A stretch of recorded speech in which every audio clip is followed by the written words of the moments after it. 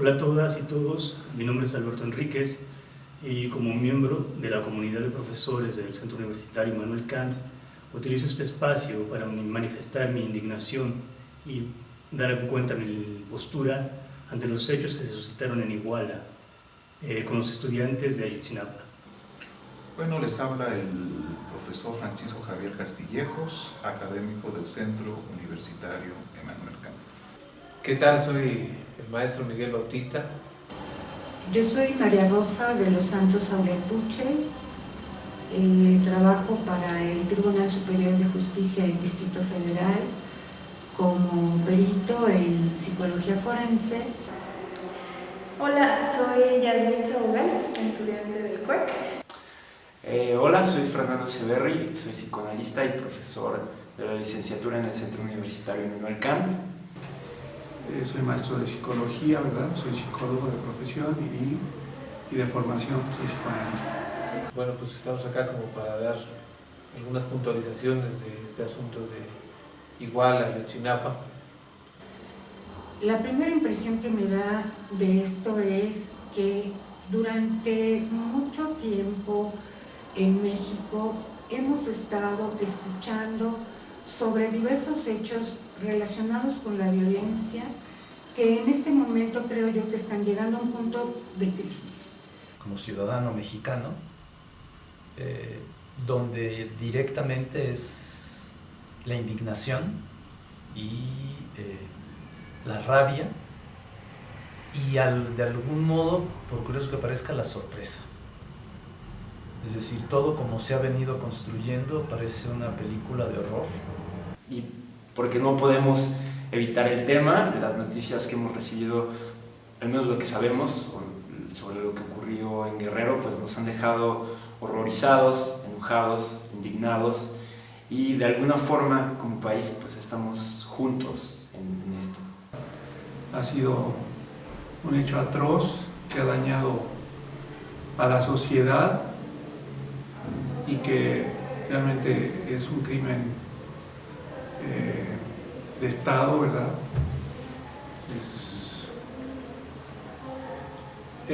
Además recuerdo que esto me lleva a recordar los movimientos del 68, que no se dieron solamente en México, sino se dieron en varias partes del mundo, en donde pues, el estudiante es el que más tiene conciencia de la situación que vive un país. Y la conciencia es una conciencia crítica. Ayotzinapa pues es un evento que me duele como estudiante, me duele como mexicana, pues es una preocupación, es una punta de un iceberg de todo lo que está pasando, ¿no?, en el país.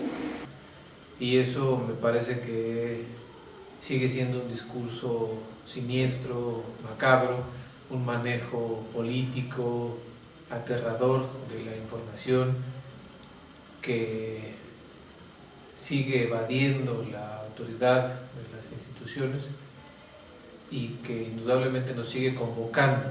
Que no hay un ambiente en el que nos podamos desenvolver con seguridad.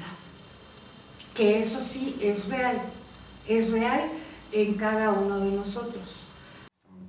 Por otra parte, también ha sido muy evidente el contraste de este sentimiento compartido con la insensibilidad, incluso la falta de humanidad por parte de las autoridades. El Estado moderno únicamente se justifica en su existencia si respeta los derechos fundamentales de los individuos. Ello constituye el presupuesto necesario, central, de todo Estado de Derecho y de todo sistema político democrático. Esto, por supuesto, es aplicable al caso de México, que se ha constituido como una democracia constitucional. Los acontecimientos del pasado 26 de septiembre en Iguala, en el estado de Guerrero, sacan a la luz que el principio de respeto absoluto a los derechos humanos no se ha materializado todavía. El saldo, el asesinato de 6 personas y la desaparición de 43 estudiantes normalistas. lo cual manifiesta el profundo estado de descomposición social y política que vive nuestro país desde hace mucho tiempo. Parece que no podemos superar aún esta tradición autoritaria que nos ha marcado como mexicanos y que ha tenido como consecuencia ver los asesinatos, las desapariciones forzadas y la violación sistemática de los derechos humanos como algo cotidiano, como algo parte de la vida normal. Y la indignación tiene que ver directamente con la incapacidad del gobierno para hacer algo diferente. La indignación tiene que ver con este vínculo entre las autoridades y los asesinos, donde ya no hay frontera, ¿no? Policías y crimen organizado son igual de asesinos de la gente que nada más el crimen organizado. Eso llama la atención en relación a otros fenómenos criminales, ¿no? Es decir, la mafia en los Estados Unidos aparecía como los malos, ¿no? Y los policías como los buenos, y las autoridades como la ley. Aquí la ley transgrede, es decir, los encargados de ejercer la ley transgreden la ley y contratan para asesinar a la gente tanto a policías como a sicarios. Eso es un fenómeno extraño. En ese sentido no podría hablar de crimen de gobierno, porque son gentes que están en el gobierno y que tendrían que hacer cumplir la ley, y son los primeros en transgredir. Yo lo atribuiría a una falla que hay en general en el Estado, en la política mexicana, y que no tiene que ver ahora con este momento de crisis, sino que tiene que ver con una historia larga de corrupción y sobre todo con una larga historia en la que se concibe el derecho no precisamente para hacer justicia, ¿sí?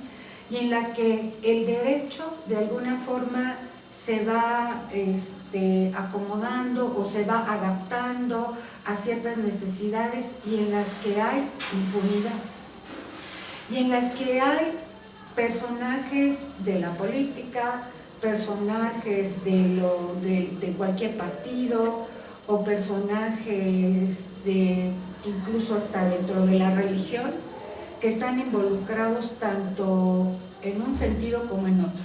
Es decir, personajes de la política y personajes de la sociedad que están involucrados y asociados con el crimen organizado, como en este caso. Pero no solamente con este partido, asociado con todos los partidos. Un rostro asesino, ¿verdad? En donde realmente creo que nuestra sociedad está enferma congénitamente, ¿no? Es una enfermedad que no sé si venga desde la conquista o de todos los gobiernos que hemos tenido, en donde parecería que no, lo único que existe en este país es alcanzar el poder, tener lujo, ¿verdad? Buscar reformas, pero no se piensa en el beneficio, ¿verdad? De un desarrollo mucho más crítico. Yo creo que cuando tengamos una crítica y una autocrítica para nosotros mismos, vamos a poder ser mejores como país y como personas. Me parece que este suceso de Iguala es un momento que se ha convertido como en una oportunidad, creo que hasta histórica, porque Iguala y Guerrero son un estado que tienen una historia de muerte, de desapariciones, de procesos de violencia del Estado, de terrorismo de Estado, y además es un estado donde se han gestado momentos importantes de lo que nos configura como país. Así que en principio diría que lo que tenemos delante es una pregunta para todos nosotros como sociedad, porque podría ser este suceso de Iguala una oportunidad de dar escucha, de hacer memoria de muchísimos sucesos que están silenciados, que están olvidados, ahí mismo, en Guerrero, ahí mismo en Iguala, ahí mismo en esa escuela normal rural donde estudió Lucio Cabañas, donde han ocurrido otros momentos importantes que no han podido articularse, que no han logrado terminar con este discurso aplastante. De manera adicional, en nuestro medio se ha acuñado un nuevo término en el lenguaje ordinario, el término, la expresión de narcopolítica, para referir las relaciones entre delincuencia organizada y actos políticos y actos de autoridad. En este contexto, el caso Iguala puede ser correctamente entendido como el resultado, por un lado, de esta violación sistemática de derechos fundamentales, característica de nuestra tradición autoritaria de ejercicio de poder político. Pero al mismo tiempo puede entenderse como un resultado de esta conexión, de esta vinculación entre narcotráfico y función pública. El caso Iguala, por tanto, saca a la luz una contradicción patente en el sistema político mexicano. Por un lado, tenemos claros avances en la construcción de instituciones democráticas, de instituciones de transparencia, de instituciones de protección a los derechos humanos. Pero por otro lado, los principios básicos de la democracia constitucional siguen sin materializarse. ¿Qué está pasando en México? Esa es la pregunta. Finalmente, muchos dicen, y yo sostengo también esa postura, de que esto es un crimen de Estado. ¿Por qué es un crimen de Estado? Finalmente, sabemos los hechos como ocurrieron, fueron tomados por policías municipales que pertenecen a las fuerzas del Estado, ¿ok? Empezando por ahí. Pero no nos podemos quedar únicamente con esa versión, o quedarnos únicamente encerrados en ese callejón y decir que solo es un crimen de Estado. Tenemos que estar preguntando, tenemos que estar manifestando, pero manifestarnos ¿desde dónde? Primero desde el pensamiento. Hay un filósofo, Slavoj Žižek, que dice: piensa, no actúes, piensa.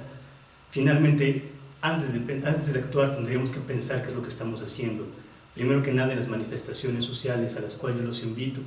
¿Para qué? Para que se enteren de cuáles son los postulados, cuáles son las peticiones de los padres de familia y de los compañeros de estos estudiantes desaparecidos.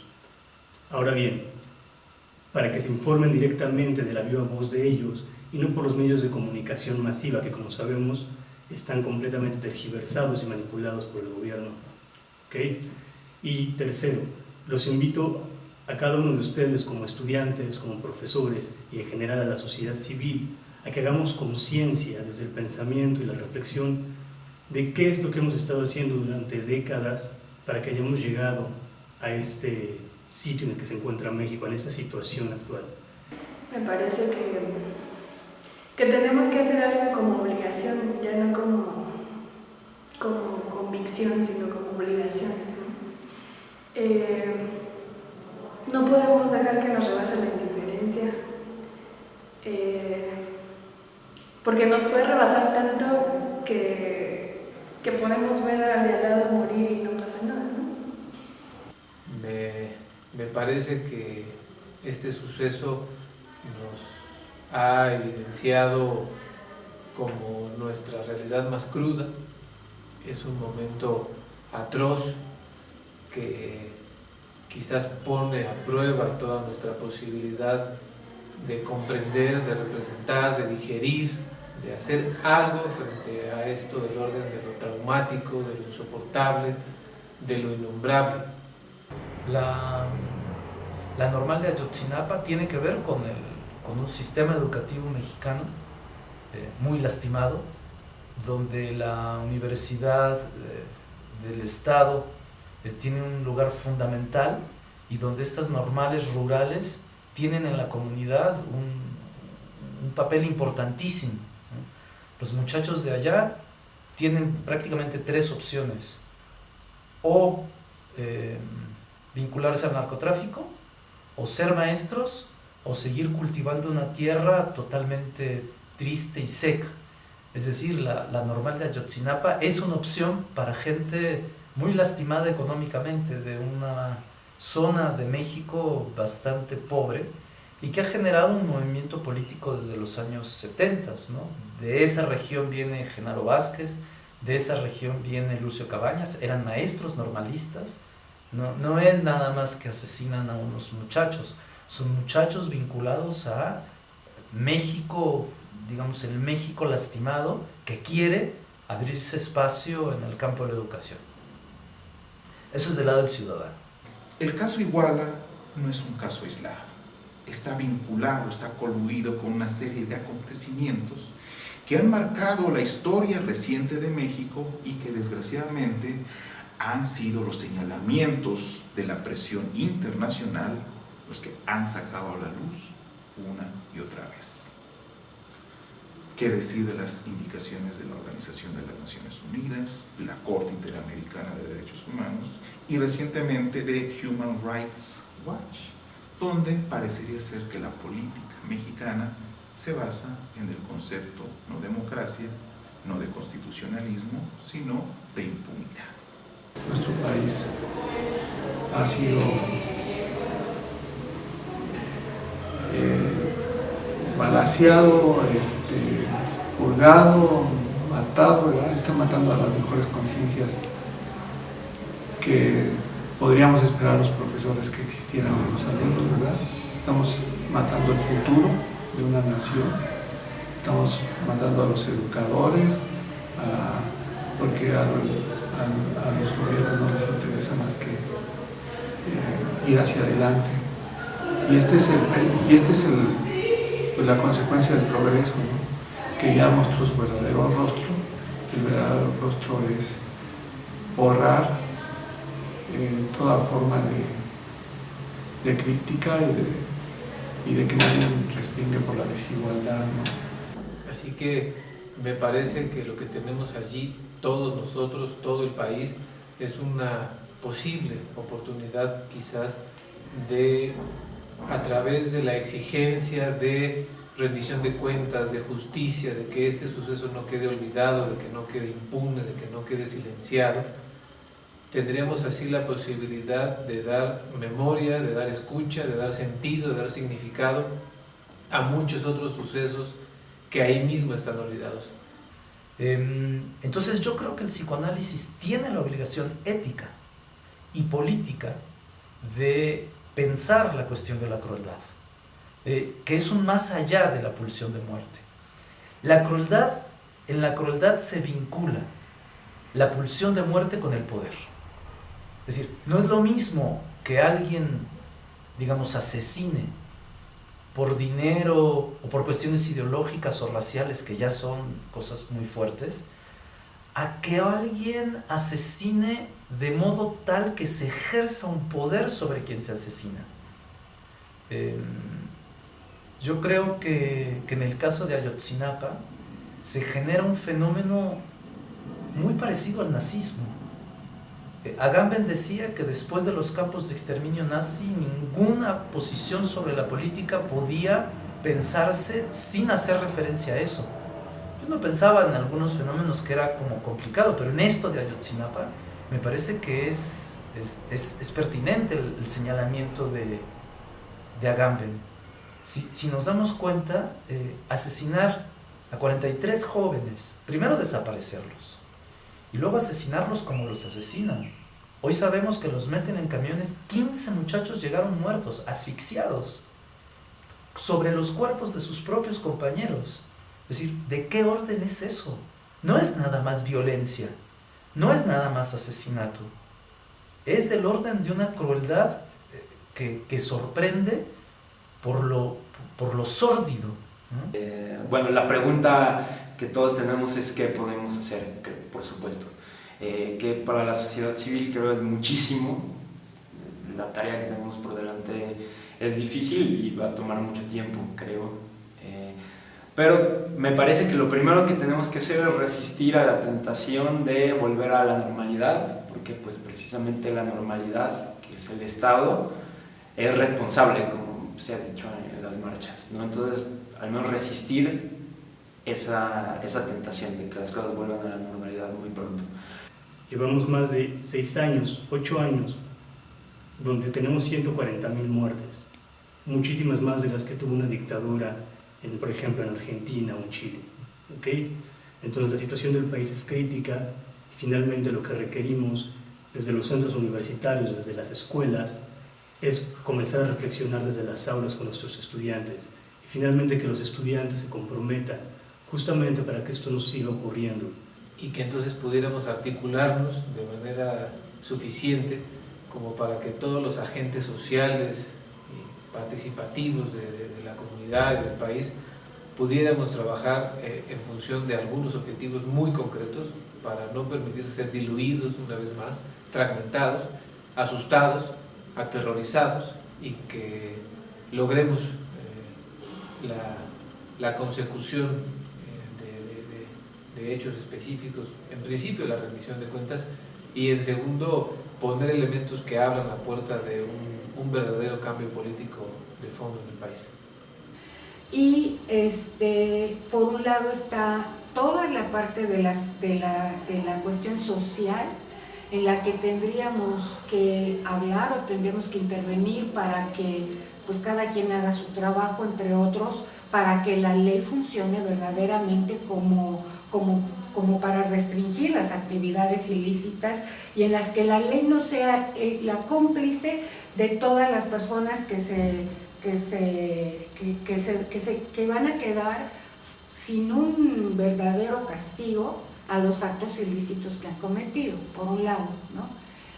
Entonces me parece que esta disonancia que expresada en la frase "ya me cansé", tan comentada, dice mucho del momento que vivimos. Estamos en una crisis, necesitamos mayor educación, mejores valores, tener un repaso de nuestra propia historia, ¿verdad? Y que no se nos olvide que podemos ser mejores si realmente tenemos esa conciencia crítica y autocrítica, histórica, social, inclusive también, y que haya una forma prácticamente de salud a nivel más, no en lo individual, sino en lo social prácticamente, ¿no? Lo que tiene que ver con que la gente del poder en México es intocable, asesine, mate o haga lo que haga, es intocable prácticamente, sino me parece que tendríamos que ver qué ha sucedido, ¿no? Como para que acontezca algo incluso tan horroroso como lo que sucedió en el nazismo. Y con un ingrediente diferente, es decir, el nazismo tenía una ideología. Presentaba a los judíos, a los homosexuales, a diversos grupos como enemigos de una raza. Es decir, aparecía el concepto de enemigo. Sí. Aquí la pregunta es, ¿los estudiantes eran enemigos de quién? No sé ni siquiera si existe el concepto de enemigo. Cuando los sicarios los van a matar, ¿y usted qué hace? Soy estudiante. ¿No? Entonces, eso es de un orden que tenemos que pensar. O sea, cuando la pulsión de muerte se combina con un poder insensato, y otro ingrediente que me parece muy importante es la indolencia. La indolencia es otro nombre de la pulsión de muerte. Donde ya no importa el otro, donde ya no importa la vida del otro, donde la vida del otro vale nada, absolutamente nada, y se convierte en uno más a matar. En este contexto, y ahora sí para terminar, las movilizaciones de la sociedad civil han sido muy importantes, sin embargo han sido insuficientes. Por lo que debemos abogar es por una reforma profunda, no solamente del Estado, sino de las mismas condiciones de operatividad social, cultural y económica de nuestro país. Y todo ello con el claro objetivo de establecer medidas para que acontecimientos como los de Iguala, acontecimientos graves y vergonzosos por los demás, no vuelvan a repetirse. Finalmente, lo que tendríamos que analizar son todos los elementos que no nada más corresponden al Estado, también corresponden a nosotros. Tenemos que hacer una reflexión personal dentro de nosotros y finalmente los que tenemos a un costado, como estudiantes, como profesores, en nuestra familia. ¿Cuáles son los elementos que nos han llevado a tener una sociedad que desaparece 43 estudiantes? no es únicamente el Estado, no lo defiendo, todo lo contrario, pero finalmente también como Estado al que pertenecemos nosotros somos responsables. Propongo unirnos a lo que ya está organizado, aparte de organizar nuevas cosas, pues las marchas, unirnos a las marchas, unirnos a los paros. Se propone un paro nacional el 20 de noviembre y otro el 1 de diciembre, y me parece que esto orilla a, si no se da una solución tal cual, por lo menos orilla a que, pues, una presión. Otra cosa que podemos hacer es, creo, reunirnos con otros, tener conversaciones como esta, generar espacios de discusión donde podamos y salir a manifestarnos también, que no es algo menor. Creo que la indignación puede ser en ese sentido un buen punto de partida. Yo me pregunto si hoy no tendríamos que hablar de un nuevo sujeto después de los campos, después de Auschwitz y después de esto. Si no tendríamos que hablar de un sujeto de la humanidad. Es decir, cómo hemos devenido frente al biopoder números.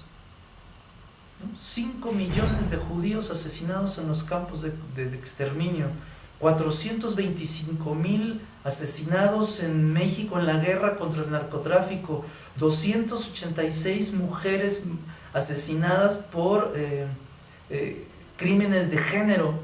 Hemos devenido un número, ¿no? Y yo no sé si no tendríamos que replantear la existencia de una nueva subjetividad en estos momentos y cómo México representaría lamentablemente una evidencia de eso. Pues no sabíamos si eran 40 o 43. Quien dio la orden la dio por un walkie-talkie, elimínalos. El jefe de los sicarios, sigan adelante. Es el horror, ¿no? Y a lo mejor tendríamos que hablar de un nuevo sujeto. Pero bueno, ya eso habrá que pensarlo, ¿no? Y finalmente también, alzo la voz, ¿para qué? Para que no seas tú el 44, para que no sea yo, para que el día de mañana no sea yo el que tenga que ir a reconocer a un hermano, a una hermana, a uno de mis estudiantes, o que tenga que alzar la voz en las calles por alguno de ustedes. Gracias.